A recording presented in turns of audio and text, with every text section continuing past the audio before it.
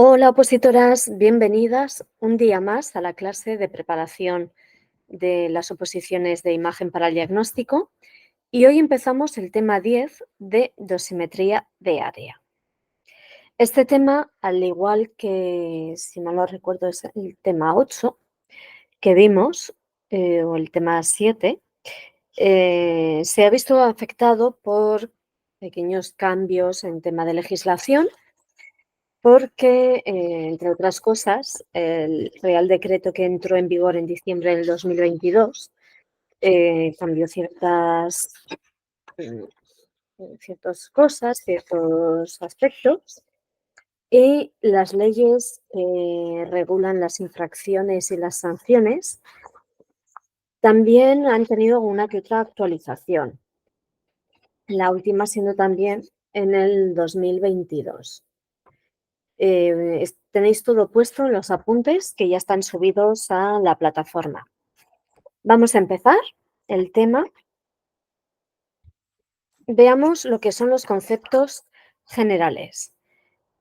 La verdad es que todo el tema relacionado con las radiaciones ionizantes, desde el principio que se empleó y se descubrió el tema de las radiaciones ionizantes, se comprobó que podía afectar a la salud de las personas que las manejaban.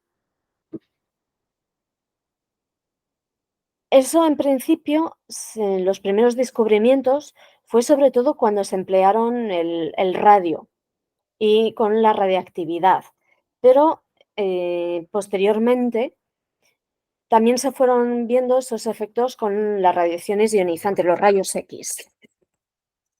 Dentro de una serie de acontecimientos que supusieron un hito, parte dejando de lado el uso del radio en la fabricación de los números de los relojes de pulsera, con la finalidad de que brillaran, y las trabajadoras que se encargaban de pintar esos números, cada vez que daban una pincelada, se metían el pincel en la boca para que siguiera muy fino y que todos los pelitos se quedaran bien apelmazados, bien juntitos, para poder mojarlo otra vez en la pintura que contenía radio y seguir pintando los números con toda la precisión. Entonces, comprobaron que estas trabajadoras empezaban a enfermar.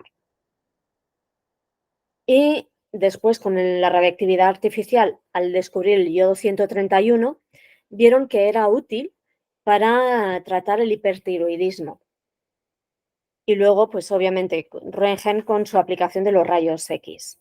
Pero dentro de los acontecimientos así más destacables que influyeron en descubrir cuáles eran los efectos que producían las radiaciones ionizantes en el organismo a nivel lesivo, podemos empezar hablando del proyecto Manhattan de 1940. Este proyecto, en principio, nació en los Estados Unidos y era un programa totalmente secreto de carácter militar, cuya finalidad era poder llegar a fabricar las armas nucleares, las bombas atómicas.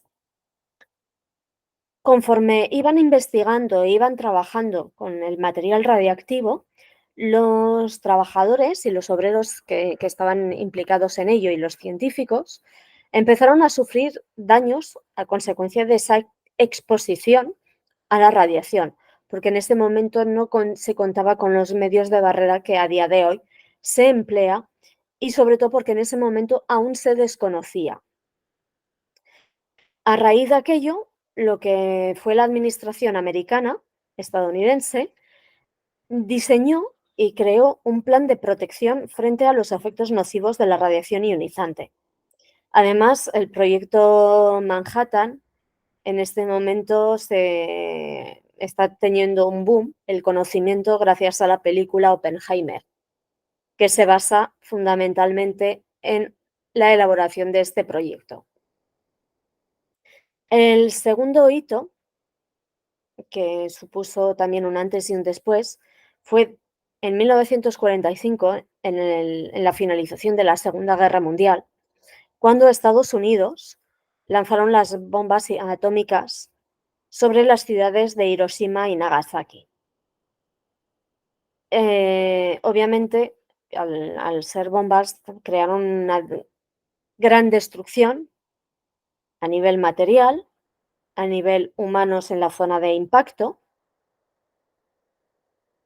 daños a nivel moral, pero sobre todo sirvió para descubrir los efectos tardíos somáticos en todos los supervivientes, como las leucemias, las cataratas radioinducidas, distintos tipos de cánceres y los efectos genéticos sobre las generaciones futuras, sobre pues, aquellas mujeres que podían estar embarazadas o en niños que nacieron a posteriori, cuyos padres, sin estar embarazada por la madre en ese momento, sí que sufrieron el efecto de la radiación. Entonces se apreció que se produjeron abortos, distintos tipos de malformaciones. También, aunque aquí no os lo ponga, el accidente nuclear de Chernóbil también sirvió para estudiar los efectos de la radiación en el organismo. Lo mismo que un accidente que hubo en Three Mile Island en Estados Unidos. Poco después de descubrirse los rayos X por parte de Röntgen, al ver que al exponer a esa fuente de radiación la mano de su mujer Berta se podía ver el interior, es decir, los huesos, enseguida se empezó a utilizar con fines médicos, a crear aplicaciones médicas de las radiaciones ionizantes, de los rayos X. Por un lado, se empleaban fuentes eléctricas generadoras de radiación, como los rayos X, también microondas, radiación ultravioleta, radiofrecuencias, y por otro lado, las fuentes generadoras de radionúclidos. Como consecuencia de todo este empleo de la radiación a nivel sanitario, todos los profesionales que los empleaban empezaron a sufrir efectos y se documentó, por ejemplo, el caso de Marie Curie, que murió de leucemia a consecuencia de todos los efectos estocásticos de la radiación cuando estaba empleando el radio, cuando descubrió el polonio. En 1922, desde que se descubrieron los rayos X hasta entonces, se había registrado más de 100 muertes de radiólogos pues, relacionados en principio con la radiación ionizante. Y después se llegó a relacionar lo que es el efecto de la radiación ionizante con lesiones en personas.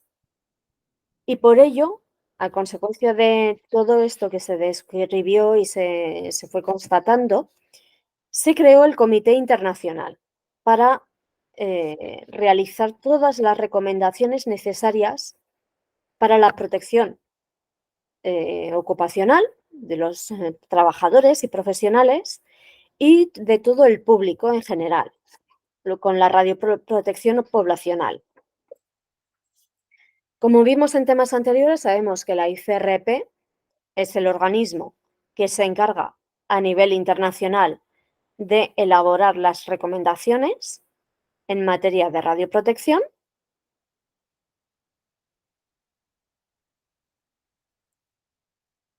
y todas esas recomendaciones de la ICRP, cada uno de los gobiernos de los distintos países lo deben adaptar a sus normas. Pero la ICRP no establece ninguna limitación de dosis individual por exposición médica.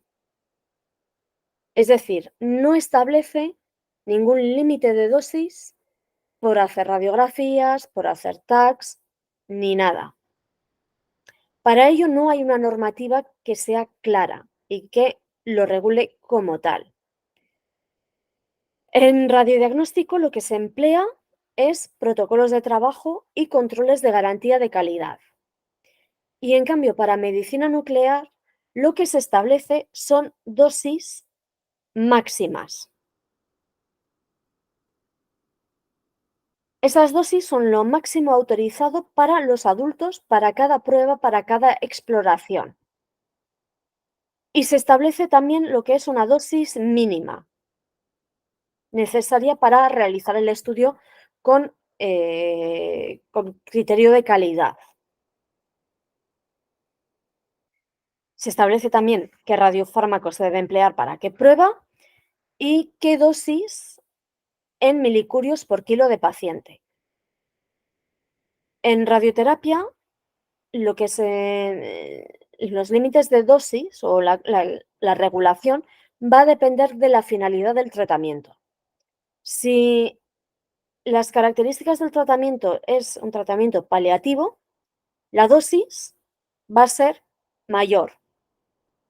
En cambio, si es un tratamiento cuya finalidad es la curación del paciente, la dosis va a ser la mínima posible para conseguir destruir los restos tumorales que pudiera haber.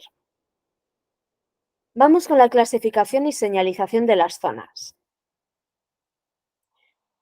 En el Reglamento sobre Protección de la Salud contra los riesgos derivados de exposición de radiaciones ionizantes, que está recogido en el Real Decreto 1029/2022,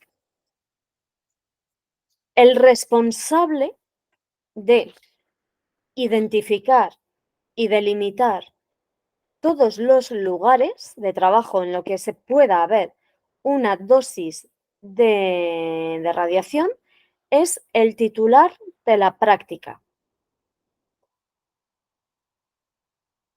Anteriormente, solo el Consejo de Seguridad Nuclear era el que debía autorizar el funcionamiento de una instalación. A día de hoy, con este Real Decreto, no solo es el Consejo de Seguridad Nuclear, el CSN, sino también la autoridad correspondiente de cada comunidad autónoma.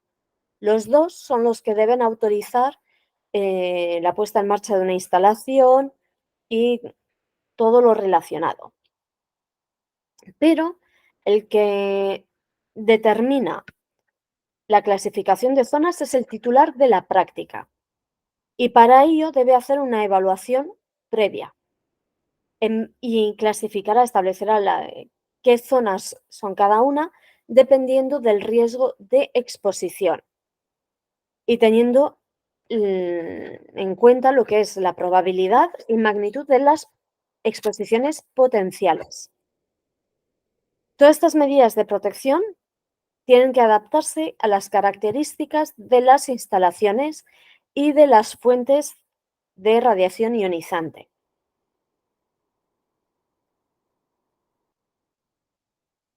Y todo está relacionado con los riesgos que estén vinculados al trabajo, que suponga una exposición a la radiación.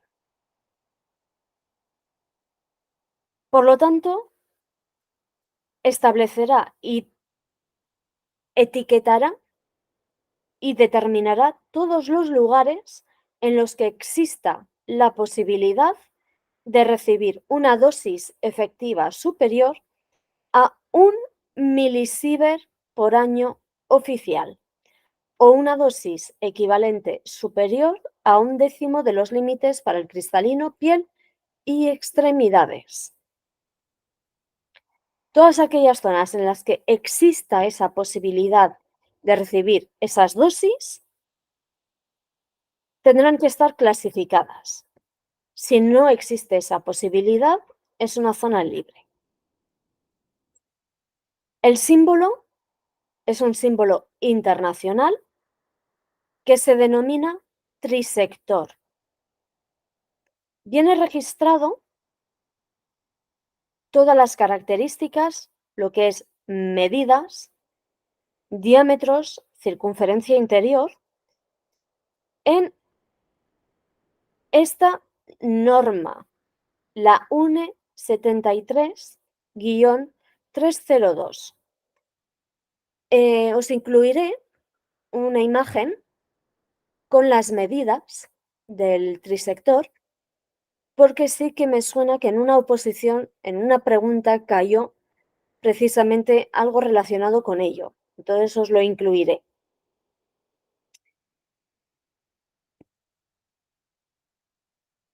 El trisector no es más que un trébol que está enmarcado por una orla rectangular que tiene el mismo color que el símbolo.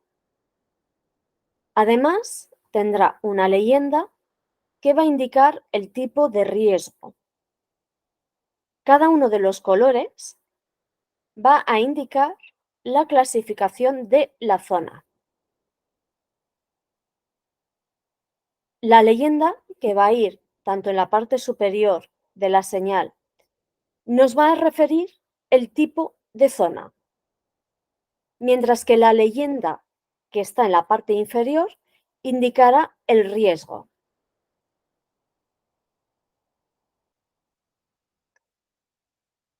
Aquí lo tenemos para poder verlo. Zona vigilada, aquí podríamos sustituirlo por zona controlada, zona de permanencia limitada, reglamentaria o zona prohibida. Nos indica la clasificación de la zona. El color también va a juego con el tipo de zona.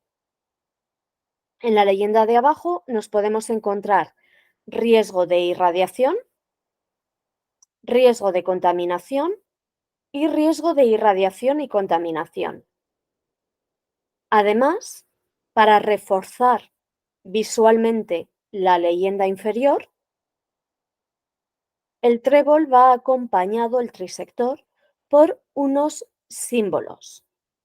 Si es una zona en la que hay riesgo de irradiación externa, vamos a tener unas puntas radiales rodeando al trébol. Si hay riesgo de contaminación radiactiva, el fondo será un diseño punteado, todo el fondo, y encima de ese fondo punteado tendremos el trébol. Y si se combina ambos riesgos, como puede ser en zonas de medicina nuclear, tendríamos los dos símbolos juntos, el fondo punteado que indica contaminación y las puntas radiadas de riesgo de irradiación externa. En general, lo que son las zonas de trabajo se dividen en dos grupos grandes: las zonas no controladas y las zonas controladas. Las zonas no controladas son aquellas zonas de trabajo que tienen unos niveles de radiación muy bajos.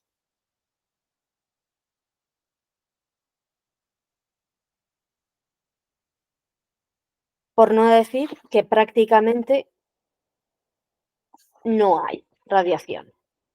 Y en cambio, las zonas controladas son aquellos emplazamientos, aquellas zonas que tienen ya un riesgo de radiación. Dentro de las zonas no controladas, nos vamos a encontrar dos zonas. La zona de libre acceso, en la que sí que es improbable, muy improbable, recibir dosis superiores a 1 milisievert de los límites anuales. En esa zona no es necesario usar dosímetros, ni personal ni de área, y el trébol, si se colocara uno, es de color blanco. Pero lo más habitual es que en la zona de libre acceso no haya ningún tipo de señalización, porque no es necesario tomar medidas de protección radiológica. En la zona vigilada es una subzona de la zona no controlada, pero sí que existe alguna posibilidad de recibir una dosis efectiva superior a 1 milisievert por año, o la dosis equivalente superior a 1/10 de los límites de cristalino, piel y extremidades, pero es muy improbable, y aquí está la diferencia, recibir dosis superiores a 3/10 de esos límites. En la zona vigilada no es obligatorio el uso de los dosímetros personales, pero sí es obligatorio colocar dosímetros de área para asegurarnos que la zona vigilada no supere esos niveles de dosis, con lo cual pasaría a ser una zona controlada. El trébol de la zona vigilada es de color gris azulado sobre fondo blanco. Aquí tendríamos los 4 carteles que nos podemos encontrar en una zona vigilada. Zona vigilada simplemente, con riesgo de irradiación, con riesgo de contaminación radiactiva y con ambos riesgos.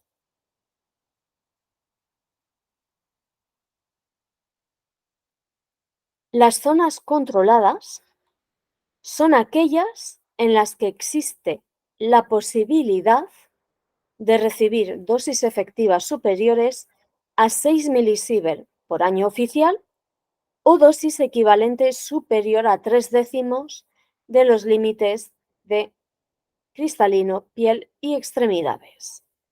El que se diga que existe la posibilidad no significa que se vaya a recibir, sino que en algún momento se puede llegar a superar esa dosis, pero de forma habitual la cantidad de dosis que se pueda recibir en esta zona puede ser significativamente inferior a esos 6 milisievert.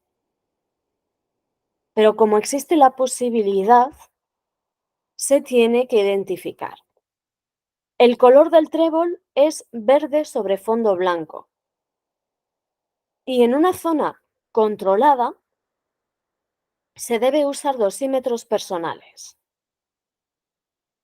La zona controlada además se subdivide en 3 categorías o subzonas. Además, en una zona controlada se debe seguir procedimientos de trabajo, formas de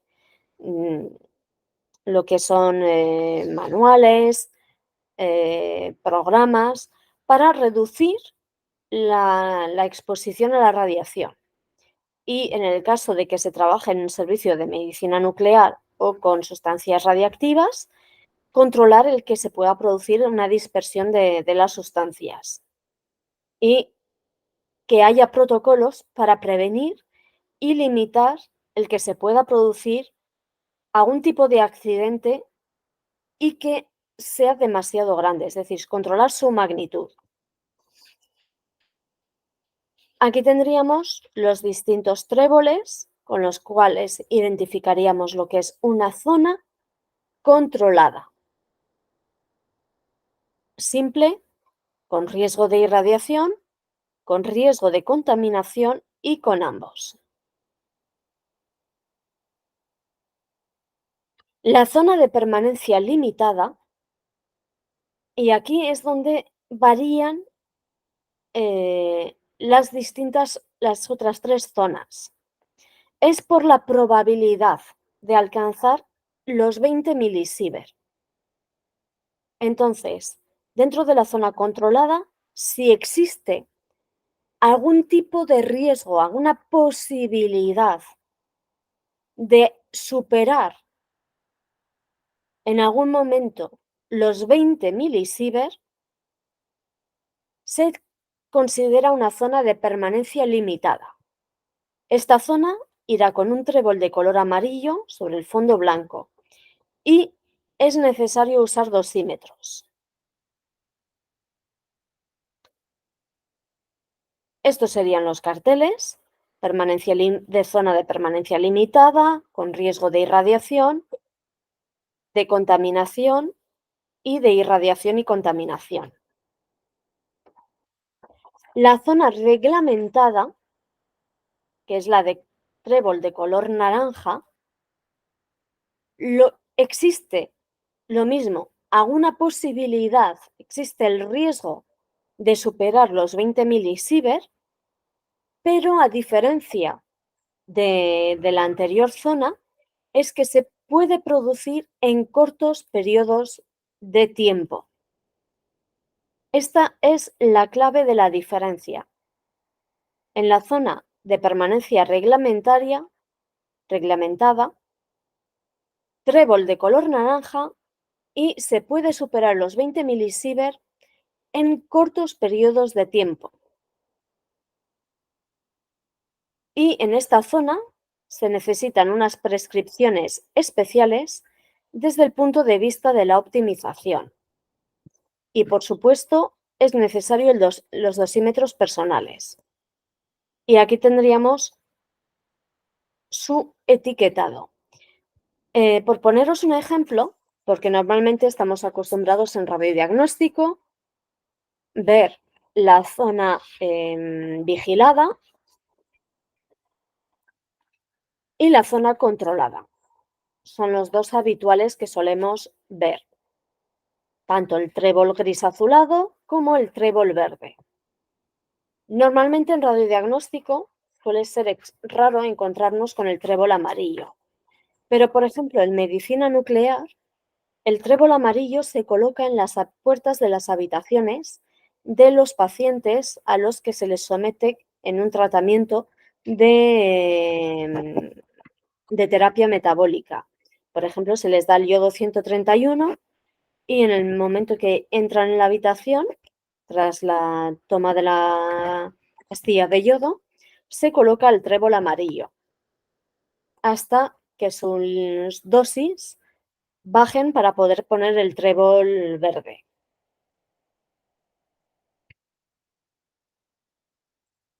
Las zonas controladas, por ejemplo, las podríamos encontrar en alguna sala de radioterapia. Y por último tenemos la zona de acceso prohibido, cuya diferencia es que se puede superar ese límite de 20 milisievert, pero en una exposición única. Esa es la palabra clave, la exposición única. Y se señaliza con un trébol de color rojo sobre fondo blanco. Cuando veamos ese trébol de color rojo sobre fondo blanco, nos indica que no se puede pasar al otro lado. Y aquí tendríamos nuestro famoso trébol rojo. Y diréis, ¿dónde podemos encontrar ese trébol? Muy fácil, en la puerta de un ciclotrón. Si el centro del hospital tiene algún ciclotrón, porque en algunos hospitales, por ejemplo, el Hospital de Navarra, la Clínica Universitaria de Navarra, tiene su propio ciclotrón para realizar los estudios. En la puerta de un ciclotrón nos vamos a encontrar este trébol. Si el ciclotrón está descargado, es decir, se ha terminado la producción y está absolutamente parado, sí que se puede entrar al búnker. Pero en el momento que está en funcionamiento, produciendo el isótopo radiactivo, está totalmente prohibido entrar, porque podemos superar esos 20 milisievert en esa única exposición. ¿Cuáles son los requisitos de la zona? Obviamente van a estar todas esas zonas, estarán con vigilancia radiológica para asegurarse de que no cambian de una a otra. Normalmente, cuando estamos trabajando, siempre estamos viendo que el servicio de protección periódicamente, o bien de manera continua, deja colocado un dosímetro que va cambiando mes a mes en algún punto de la sala en el que se está trabajando, bien pegado al cristal que separa la sala de exposición con el control o en otros puntos de pasillos, zonas de paso, para poder hacer esos registros y asegurarse. Todas las zonas, todas siempre van a tener que estar delimitadas y señalizadas con su correspondiente icono. El acceso a estas zonas siempre estará limitado a las personas que estén autorizadas para ello y que han recibido las instrucciones correspondientes del riesgo que hay en esas zonas. Esas instrucciones dependerán de los procedimientos de trabajo que se haya establecido y tienen que constar por escrito por el titular de las prácticas. En aquellas zonas controladas en el que sí que exista un riesgo de exposición externa, es decir, de irradiación, va a ser obligatorio el uso de dosímetros individuales. Y en las zonas en las que exista riesgo de contaminación, se deberá usar equipos personales de protección que sean adecuados y además se deberá comprobar una posible contaminación de personas y equipos para poder tomar las medidas que correspondan para asegurarse. Y además, en las zonas vigiladas, lo que os he comentado anteriormente, siempre se debe realizar una dosimetría de área que sirva para hacer una estimación de las dosis.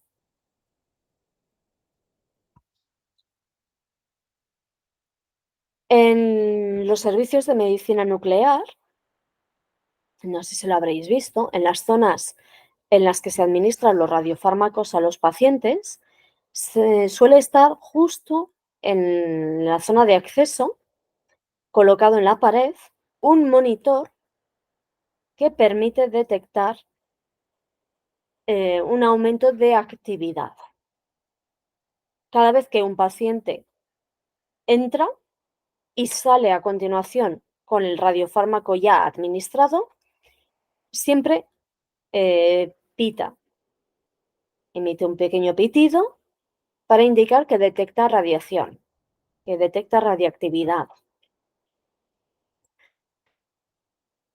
Pero si por un casual el personal que está trabajando en esa zona se contaminara en algún momento y sin ser consciente de ello, cuando saliera de la zona, tiene que pasar por delante del monitor y si por un casual se ha contaminado sin saberlo, el monitor pitaría, con lo cual nos indicaría que nos hemos podido contaminar. El responsable de que todo esto se cumpla es una única persona, el titular de la práctica.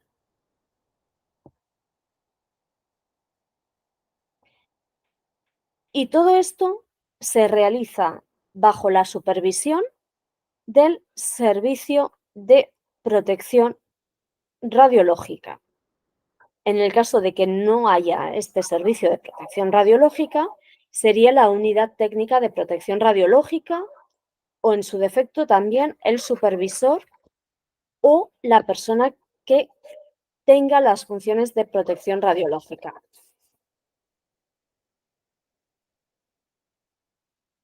Hay una serie de normas que se deben de aplicar en las salas de radiodiagnóstico, algunas que son básicas. Las puertas de acceso a la sala tienen que estar cerradas en todo momento mientras dura la exploración. Os puedo poner un ejemplo. En un hospital de Aragón, hubo una inspección del CSN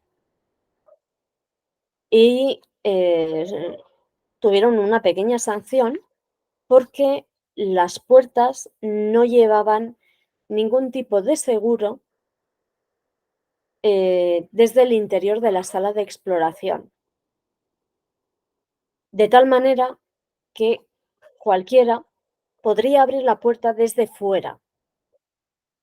Entonces, de alguna manera o de otra, bien sea mediante una cerradura con llave o bien con algún tipo de pestillo, la puerta de acceso a la sala mientras esté el paciente dentro y se haga la exploración, tiene que estar siempre cerrada. En todas las salas de radiodiagnóstico tiene que haber prendas plomadas que sirvan tanto para el paciente, para un acompañante, para el trabajador expuesto.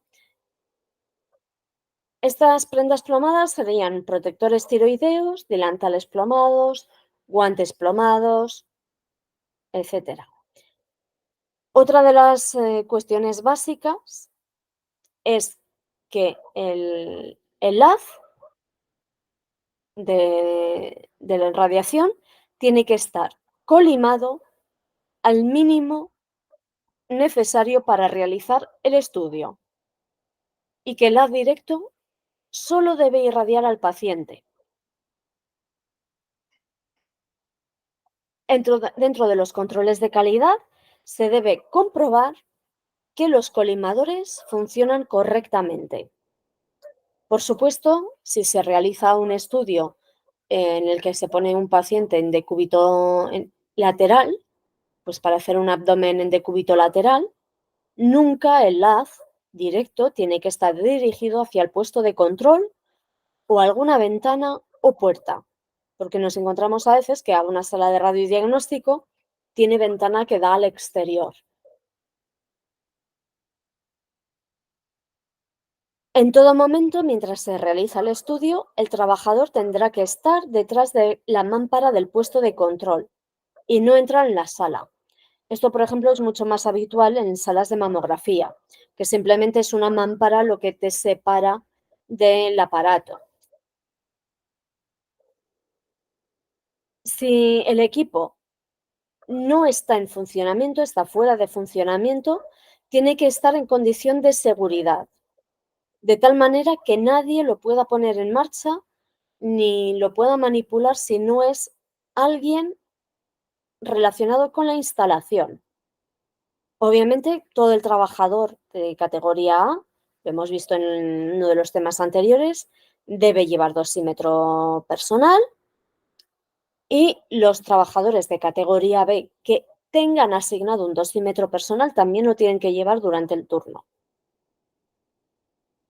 Si el aparato está encendido, con posibilidad de realizar algún disparo, nunca la instalación tiene que estar sin un personal que pueda vigilar el aparato, de tal manera que nadie pueda exponerse sin precaución. Y si un paciente requiere algún tipo de sujeción, mientras se pueda, se tiene que intentar que sea por medios mecánicos. Si por las características del estudio o por carecer de ellos, si es necesario inmovilizar a un paciente, lo hará un personal voluntario, es decir, a un acompañante del paciente. Y se le debe de informar cómo colocarse, siempre fuera del haz directo, y se le proporcionará el delantal plomado correspondiente. Es que son normas que son perogrulladas, que son básicas. Tenemos a continuación la propuesta de clasificación de zonas y es simplemente a modo de orientación. En radiología convencional, el técnico y todo el personal que esté trabajando en radiología convencional será clasificado de categoría B. Lo que es el puesto de control, que estará protegido del tubo de rayos por una barrera estructural, se considera zona vigilada, mientras que el interior de la sala de rayos y las puertas de acceso a las salas de rayos desde cabinas o pasillos se considera zona controlada. En el caso del manejo de equipos portátiles, el técnico será considerado operador de categoría B, siendo que un equipo portátil está en una sala, después en otra habitación, después en otra, puede ir a un box, a otro. no hay una sala concreta que puedas clasificar como zona. Entonces, en este caso, es el propio equipo quien debe incorporar la señal de clasificación. En fluoroscopia y quirófanos, en principio se considera al personal que trabaja en ella de categoría B. La zona vigilada sería el puesto de control, al igual que en radiología convencional, y la zona controlada es el interior de la propia sala de fluoroscopia y sus puertas de acceso, al igual que en radiología convencional. En el caso de quirófanos, como puede haber movimiento de quirófanos, hay algunos que sí que están dedicados a trauma, pero no siempre van a utilizar rayos X. Sucede lo mismo que en el portátil. Se señaliza el equipo, no la sala. En radiología intervencionista sí que se considera todo el personal como de categoría A. Y vamos a tener zona vigilada, zona controlada y zona de permanencia limitada.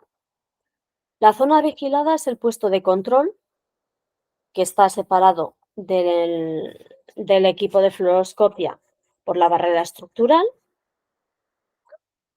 La zona controlada serían las puertas de acceso, como siempre, pero el interior de la sala, por la cantidad de dosis que se recibe en ella, se considera zona de permanencia limitada. Pero todo esto solo se aplica cuando el equipo está en funcionamiento. Si el equipo no está en funcionamiento, todas las salas y todas las zonas se consideran de libre acceso.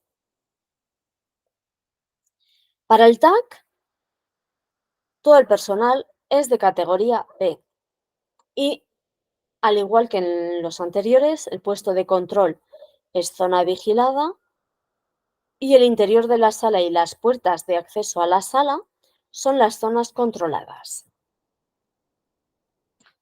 En cuanto a teleterapia,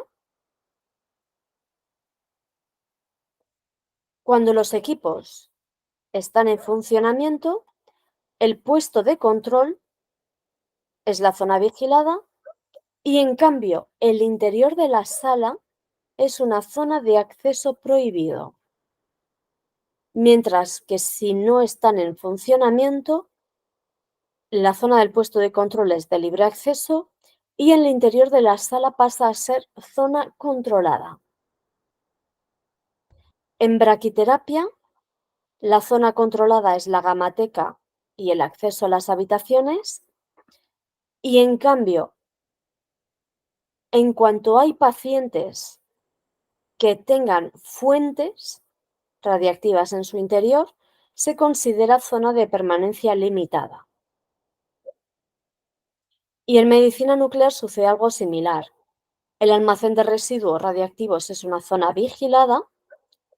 Las habitaciones con pacientes en tratamiento metabólico, os lo he comentado anteriormente, son de permanencia limitada, mientras que la cámara caliente, áreas de administración de dosis y zonas de circulación y estancia de pacientes inyectados se consideran zonas controladas.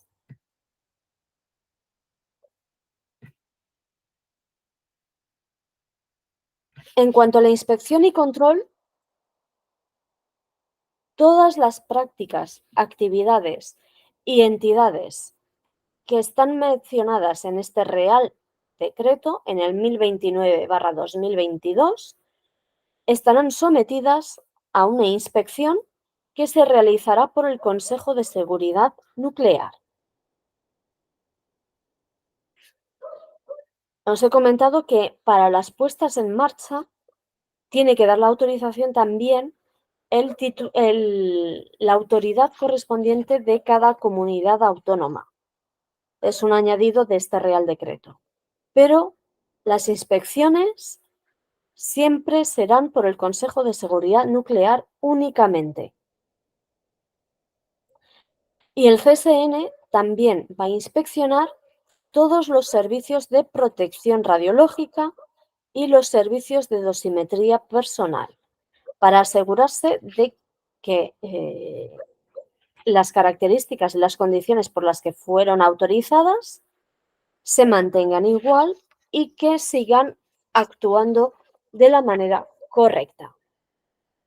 Todas estas inspecciones estarán registradas en un acta y estos inspectores del CSN son considerados como agentes de la autoridad en todo lo relacionado con el ejercicio de su cargo. ¿Cuáles son las obligaciones del titular de una instalación radiológica o radiactiva? Todos los titulares están obligados a permitir o facilitar la inspección del Consejo de Seguridad Nuclear, facilitando el acceso a todos los lugares que necesiten inspeccionar, que los agentes, los inspectores del CSN consideran necesarios. Se les debe permitir el acceso a todos los equipos o instrumentación que el inspector del CSN quiera realizar alguna prueba o comprobación, el acceso a toda la información y documentación de los equipos, de puesta en marcha, de instalaciones, de controles de calidad. Todos los documentos tienen que estar a la disposición del inspector del CSN y además se les debe permitir y facilitar que puedan tomar muestras, hacer medidas para los análisis y las comprobaciones.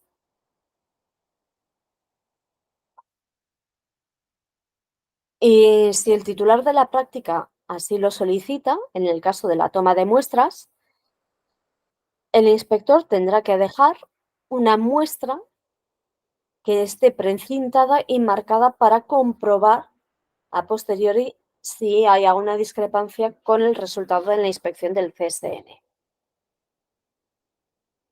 En cuanto a las infracciones y sanciones, está todo en los apuntes.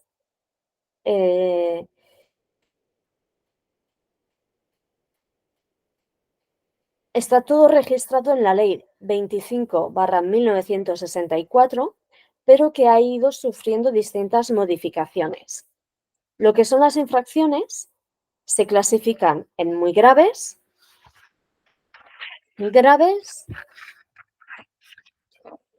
o leves. La cantidad de infracciones son bastante larga, la lista. ¿De qué manera os recomiendo repasar todas estas infracciones? Pues establecer como una pseudo clasificación de, lo primero, las infracciones muy graves, tener claras cuáles son, y las graves, digamos, ya nos lo establece, que es cuando no se pueda considerar ni muy grave o leve. Y así lo pone también para la leve. Se considera leve aquello que no es ni grave ni muy grave. Luego hay algunas cuestiones que especifican que vienen a ser iguales que en una muy grave, pero si no constituye una falta muy grave. Lo especifica tal cual. Entonces, yo recomendaría hacer como una tabla a modo de referencia. De todos modos, toda esta parte os estableceré tema de esquema para facilitaros el estudio de toda esta parte. Y en cuanto a las sanciones, sí que en alguna pregunta de examen ha caído la cuantía de las sanciones. Por ejemplo, si preguntar una sanción muy grave, ¿cuál es la cuantía de la multa? Entonces sí que, por lo menos que os suenen las cifras, son las cifras actualizadas con las últimas modificaciones de ley. Pero sí que os digo también que de la misma manera que las cifras de las sanciones sí que por lo menos os suenen, las leyes en las que recoge las infracciones y sanciones y sus correspondientes actualizaciones no es necesario que os las estudiéis porque me sorprendería mucho que las preguntaran. Y con esto es todo el contenido del tema 10. Y con esto terminamos el tema 10 de dosimetría y, y la semana que viene tocará hacer el test de este tema que es cortito pero es intenso. Hasta la semana que viene, opositoras.